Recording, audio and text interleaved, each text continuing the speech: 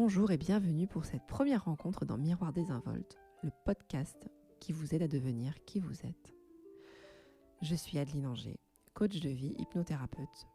Ma mission, c'est de vous aider à vivre une bonne vie, tout simplement. Une vie où vous vous sentez bien.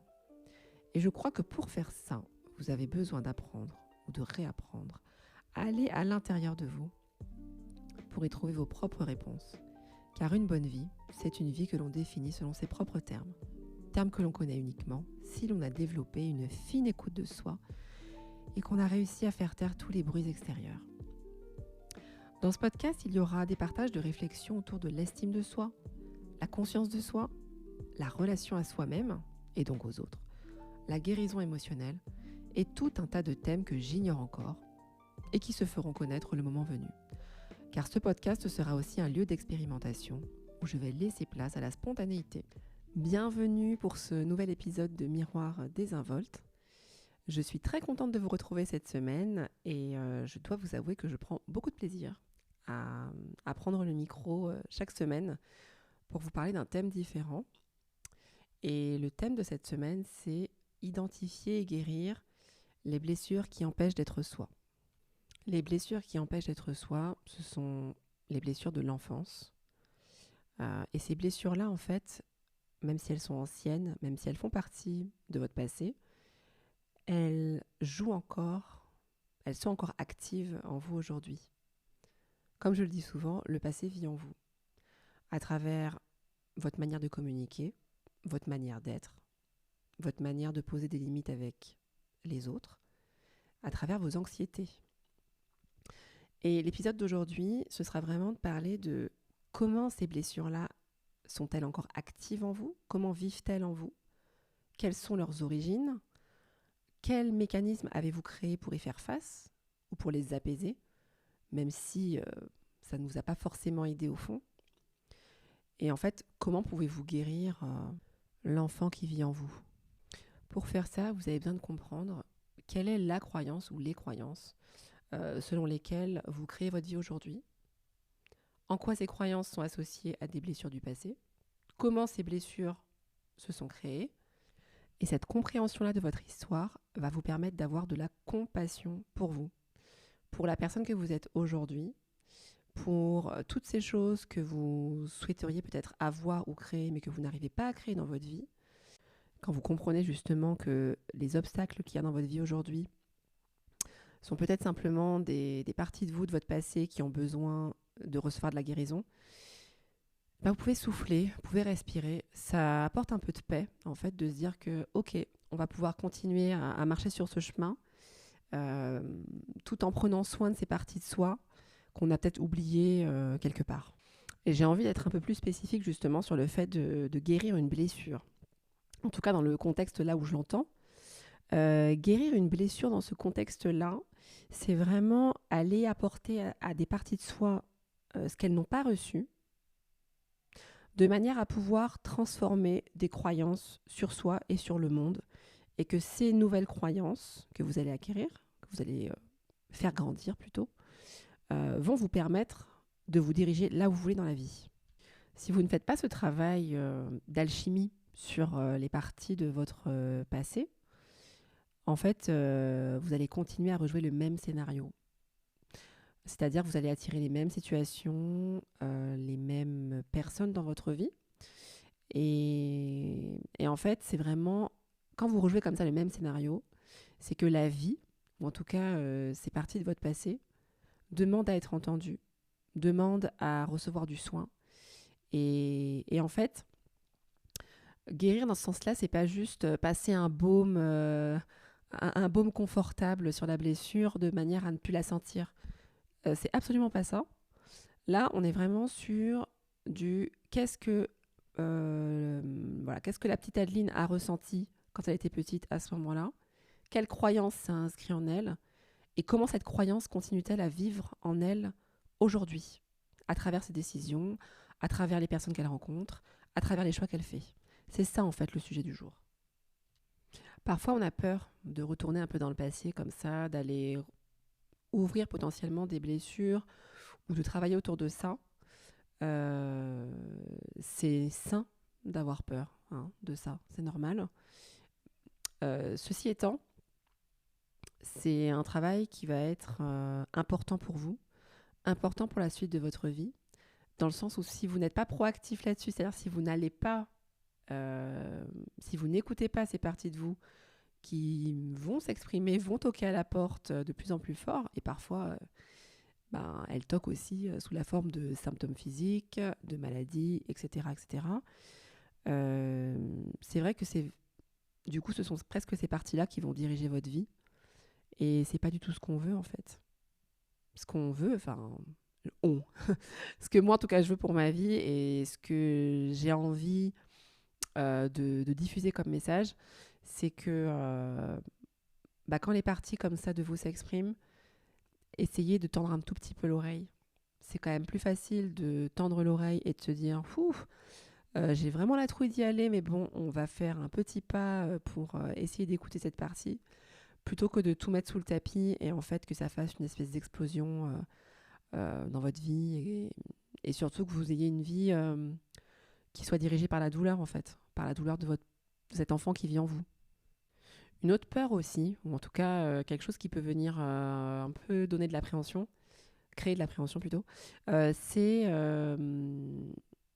que vous allez être confronté quelque part à vos parents. Qu'on ait eu de bons parents, entre guillemets, ou de mauvais parents, entre guillemets, on a une forme de loyauté envers ses parents. Alors là, effectivement, je considère que vous avez été élevé par vos parents. Si ce n'est pas le cas, vous m'excuserez, vous changerez les mots parents par autre chose, par le terme qui vous conviendra. Mais on a une espèce de loyauté envers ses parents. Et c'est vrai que se confronter parfois à son passé, c'est reconnaître là où nos parents ont été, entre guillemets, défaillants, ont manqué à leur rôle. Et on peut avoir peur, en fait, d'émotions du style je vais être très en colère contre mes parents, je vais les maudire, je vais vouloir, je vais être très en colère contre eux. C'est une émotion qui n'est pas forcément très agréable. Surtout si, sur le papier, vous avez eu une enfance plutôt agréable, avec des parents qui ont vraiment fait de leur mieux.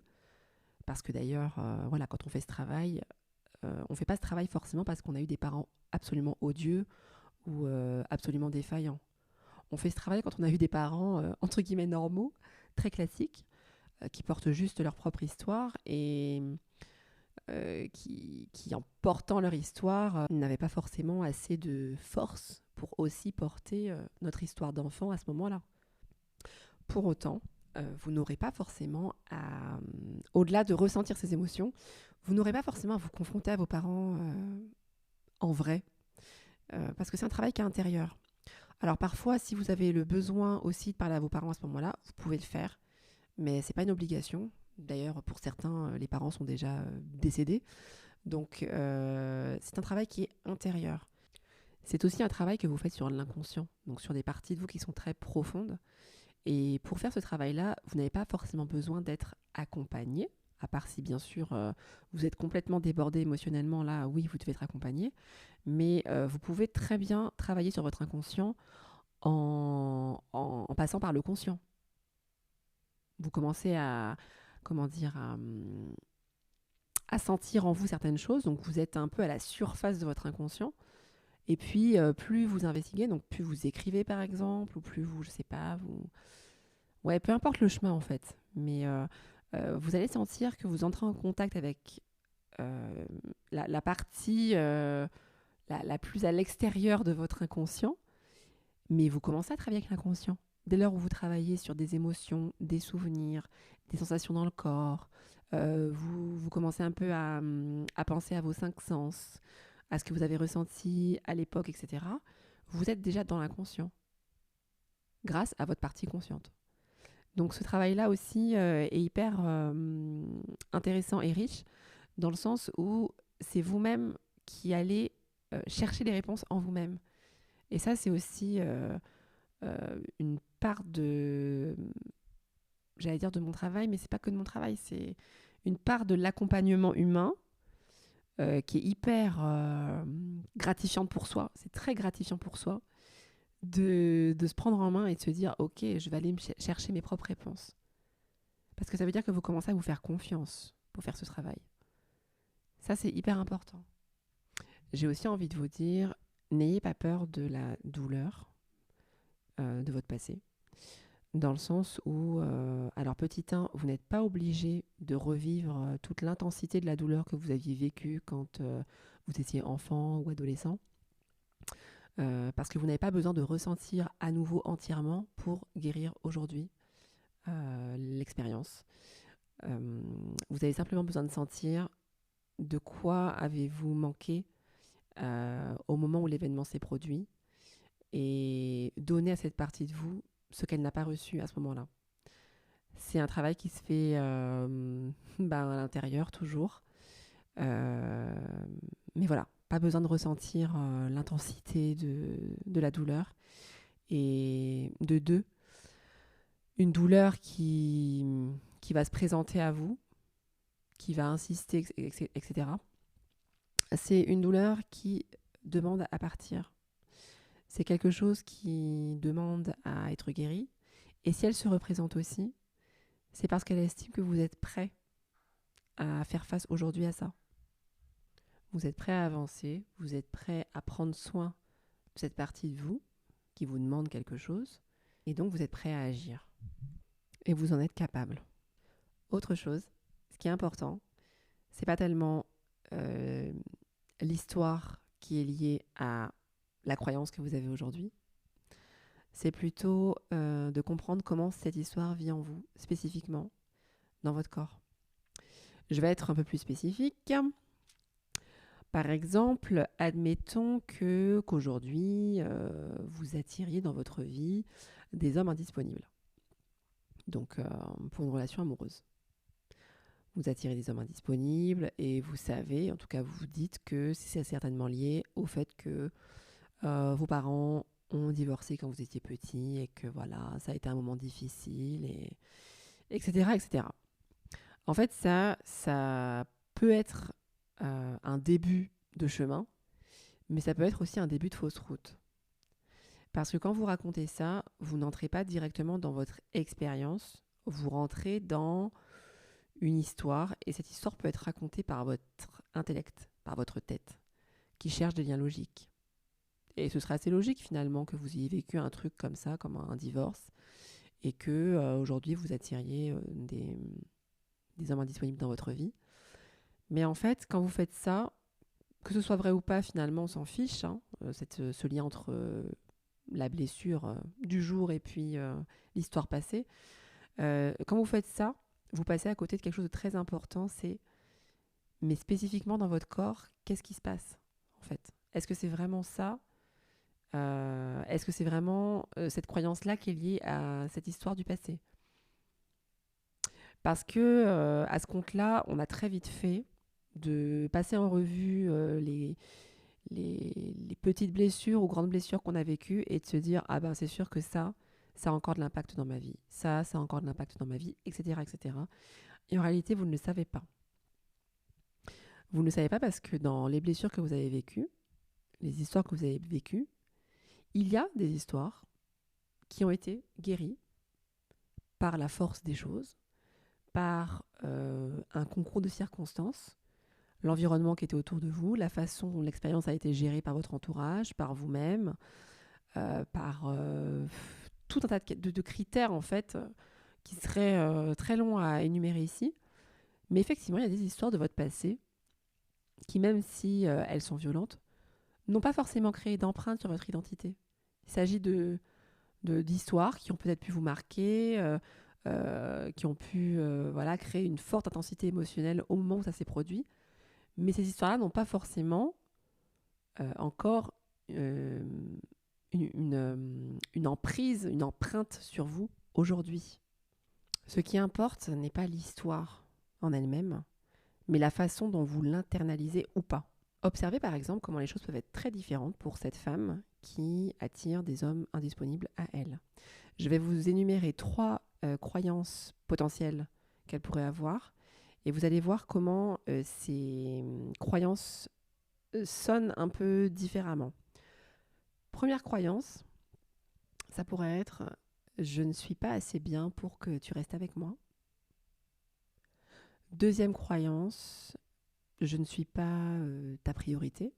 Troisième croyance, je ne peux pas faire confiance à mes proches. Alors c'est peut-être pas évident comme ça, mais les trois croyances que je viens de vous donner, allaient dans des directions différentes. Il y avait une croyance qui était plus orientée sur l'estime de soi, donc le fait de mériter. Est-ce que je mérite vraiment d'avoir une relation avec un homme disponible et stable? Il y a aussi il y a une autre croyance qui était plus orientée vers la confiance. Donc c'est pas exactement pareil, la confiance en soi, mais la confiance aussi en l'autre. Et puis voilà, il y a autant de possibilités de trouver des blessures qui amènent dans d'autres directions. D'où l'importance d'être subtil et d'être vraiment très proche de son expérience. Alors après, je sais que ce travail-là il va être plus facile pour des personnes qui ont déjà fait de l'introspection, qui ont déjà de l'aisance à se poser des questions, à recevoir des réponses. Mais en fait, tout le monde peut le faire. Dès lors où vous avez envie de vous intéresser à vous-même, un des premiers pas que vous pouvez faire, c'est toujours tenir un journal, écrire. Et surtout écrire par rapport à la situation actuelle que vous souhaitez débloquer et voir en fait qu'est-ce qui vous empêche d'obtenir le résultat que vous voulez obtenir aujourd'hui dans votre vie. Dans ce que vous allez noter, je ne peux pas y arriver, j'en suis pas capable, de toute façon, ça n'a jamais marché, j'ai jamais réussi à faire ça, je suis nulle, etc. Vous allez ensuite commencer à voir, à sentir une espèce de trame se dessiner. Et pour chaque chose un peu négative comme ça que vous aurez écrite, vous allez demander qui dit ça? Qui dit ça? Qui dit je suis nulle par exemple? Quelqu'un m'a dit que j'étais nulle quand j'étais gamin. Enfin, c'est quoi l'histoire? Comment ça s'est créé? Et parfois, c'est pas forcément quelqu'un qui vous a dit que vous étiez nul. Hein. Parfois, c'est vous-même qui vous dites ça parce que vous avez vécu une expérience qui a créé une émotion, qui a créé quelque chose dans votre corps qui vit encore aujourd'hui. Qu'est-ce que c'est? Il faut investiguer, mais voilà, encore une fois, c'est une investigation qui est plus un voyage en soi. Une très bonne façon de faire ce travail, c'est de cultiver la curiosité. Parce que quand on arrive un peu sur un terrain comme ça, où on a peur de ce qu'on va découvrir, la curiosité, c'est une très belle façon d'aborder les choses. Je suis curieuse vis-à-vis de moi-même. Qu'est-ce que je pourrais bien découvrir que je ne sais pas encore? Ça, c'est une posture qui vous permet aussi d'aborder le travail avec beaucoup de souplesse. Et pour éclairer votre chemin, j'ai envie de vous donner quelques exemples comme ça, à la volée, de blessures que vous pourriez rencontrer en faisant ce travail. Alors, par exemple, vous avez le cas du perfectionniste. Le perfectionniste est une personne potentiellement un peu rigide, qui aime plaire aux autres. Mais plaire aux autres, pas pour se faire mousser, pas par ego. Il aime plaire aux autres au point de faire passer ses propres besoins au second plan. Donc c'est une personne qui va taire ses besoins, qui va, qui va vraiment essayer de satisfaire les autres avant de se satisfaire lui-même. Et c'est pas un acte de générosité, c'est un acte qui est vraiment déséquilibré. C'est déséquilibré au profit des autres.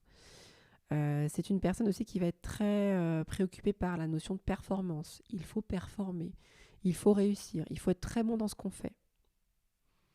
Et en fait, pour les personnes qui sont dans ce cas de figure-là, peut-être que vous avez appris très jeune que votre valeur dépendait de votre habilité à plaire, à performer. Donc, dans ces cas-là, ce qu'on appelle l'amour inconditionnel, qu'on reçoit de ses parents, a pu devenir conditionnel, inconsciemment. Et peut-être que c'est quelque chose que vous portez aujourd'hui en vous. Alors, pour porter cette blessure-là, vous n'avez pas forcément eu besoin d'avoir des parents qui vous ont mis la pression, ou même des instits qui vous ont mis la pression. Parfois, ça peut être juste un cadre posé où il semble que la réussite soit importante et où vous ne savez pas, vous ne vous sentez pas en sécurité à l'idée d'échouer. C'est un cadre où l'échec ne semble pas exister. Et encore une fois, ne vous fiez pas aux apparences. C'est pas forcément, vous n'avez pas forcément eu des parents hyper rigides, hyper stricts, qui vous ont clairement dit qu'il fallait réussir. C'est plutôt un jeu, enfin une relation qui s'est faite autour de l'énergie de vos parents, autour de ce qu'ils n'ont pas dit, mais ce qu'ils vous ont fait ressentir. Du fait de l'importance que vous accordez à la notion de performer, d'être bon dans ce que vous faites, vous avez aussi pu devenir très critique envers vous-même ou envers les autres. Et vous êtes peut-être quelqu'un qui se met beaucoup la pression aussi. La pression à réussir, pression à toujours bien paraître. Autre cas, peut-être que vous avez grandi dans un milieu où il y avait une forte notion d'appartenance à un groupe.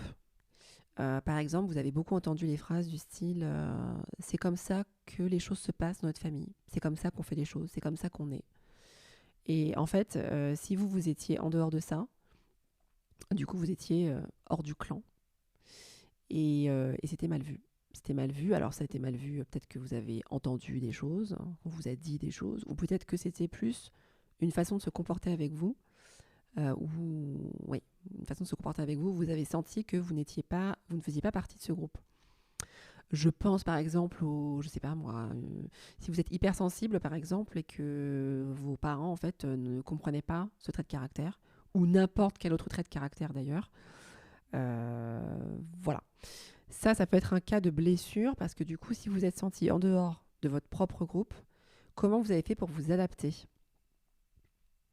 Peut-être que vous êtes senti un peu, donc si vous êtes différent et que les personnes de votre famille ne savaient pas exactement comment vous aimer, peut-être que vous avez été critiqué, qu'on vous a un peu tourné en ridicule, ou que vous vous êtes senti un peu en dehors du clan, un peu genre le mouton noir de la famille. Et le ressenti que vous avez pu avoir, c'est personne ne me comprend. Plus tard, ce genre comment dire, si vous avez grandi dans ce genre d'environnement, ça a pu donner plus tard une personnalité un peu rebelle. Rebelle du style, ok, en fait, vous êtes comme ça, moi je suis comme ça, et fuck you, en fait, je fais ma vie, et voilà. Et en fait, si vous continuez vraiment à construire votre vie sur cette partie rebelle, vous ne construisez pas votre vie sur une partie de vous qui est vraiment en paix. Parce que c'est très différent d'être rebelle et de dire fuck you, et d'être au contraire, de dire à quelqu'un, en fait voilà, moi je suis comme ça, c'est ce que je suis, je sais que vous ne pouvez peut-être pas comprendre, peut-être que vous ne pouvez pas m'accueillir comme ça, mais moi je suis comme ça, c'est comme ça que j'ai envie de vivre ma vie. Et c'est ok si vous ne comprenez pas, c'est ok si vous ne l'acceptez pas ou que vous le rejetez. Mais pour moi, en fait, c'est comme ça que je me sens bien. C'est une énergie très différente de dire fuck you et de dire d'avoir un discours apaisé. Et c'est pas qu'une histoire de mots, en fait. C'est vraiment une histoire de, intégrer cette blessure. Quand vous êtes rebelle, vous vivez, c'est cette blessure qui mène la danse.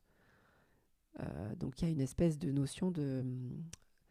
Quand on est rebelle comme ça, on porte une croyance qui ressemble à vraiment j'ai mal, et j'ai tellement mal que en fait je vais tout faire pour vivre en dehors de ce qu'ils apprécient eux.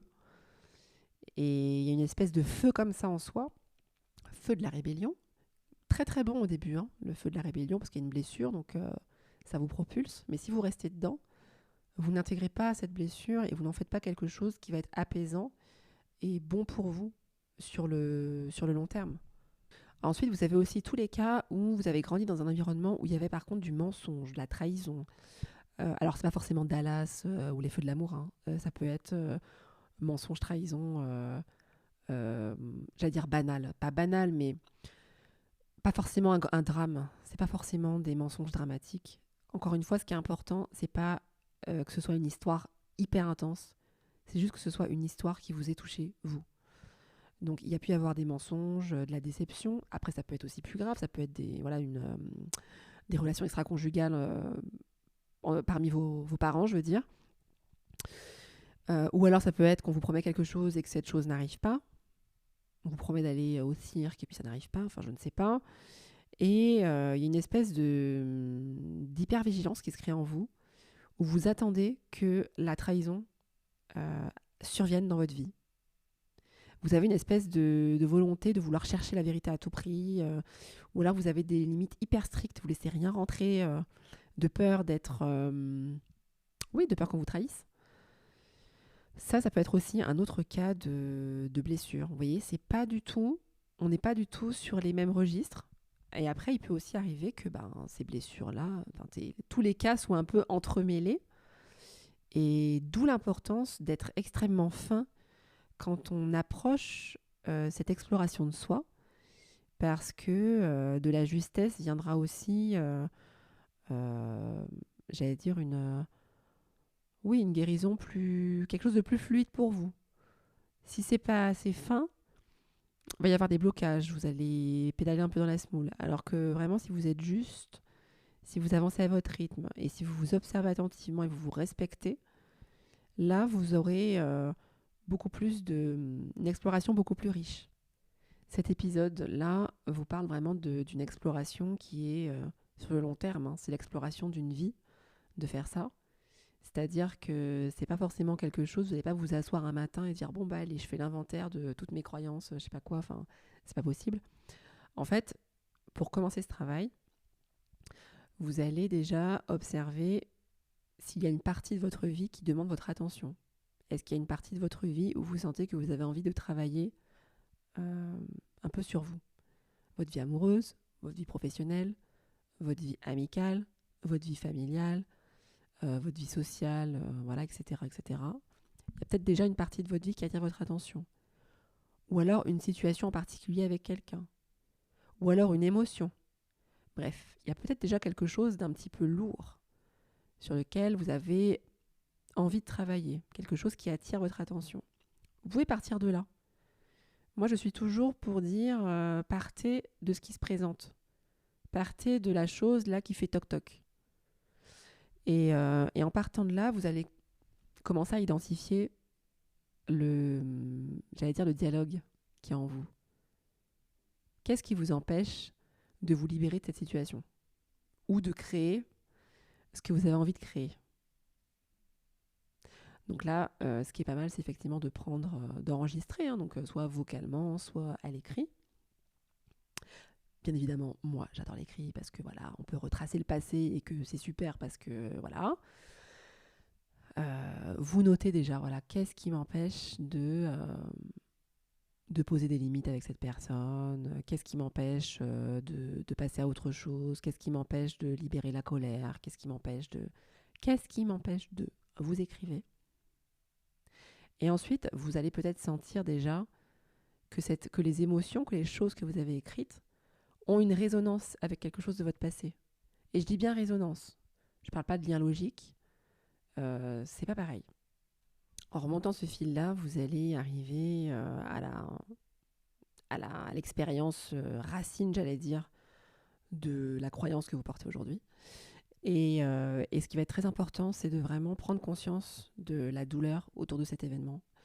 Prendre conscience, c'est juste dire, ok, effectivement, j'ai vraiment eu mal en fait, ou j'ai vraiment manqué quelque chose à ce moment-là. Et la seule prise de conscience va vous permettre déjà d'accepter, de faire la paix. Et une autre chose, c'est aussi d'essayer de vous envoyer ce que vous n'avez pas reçu à ce moment-là et dont vous aviez besoin. Donc c'est toujours un travail intérieur. Je sais que dire d'envoyer de l'amour ou d'envoyer de la compassion, c'est quelque chose qui peut être très vague. Comment on fait, qu'est-ce qu'on doit dire, etc. Mais en fait, je ne peux pas vraiment vous en dire plus parce que réellement, c'est à travers votre imagination, à travers votre inconscient que ce travail se fait. Et en fait, si je pose un cadre là-dessus, je commence déjà presque, à violer votre expérience. C'est-à-dire que quand je dis d'envoyer de la compassion ou d'envoyer de l'amour, peut-être que vous allez voir des cœurs rouges, peut-être que pour quelqu'un, ça va être plutôt de visualiser la situation où, je tends la main à la petite Adeline, ou alors je prends la parole pour la petite Adeline parce que voilà, on lui a dit quelque chose qui ne lui a pas plu, elle n'a pas pu répondre à ce moment-là, et paf, moi je rentre dans ma visualisation et moi adulte, je défends la petite Adeline.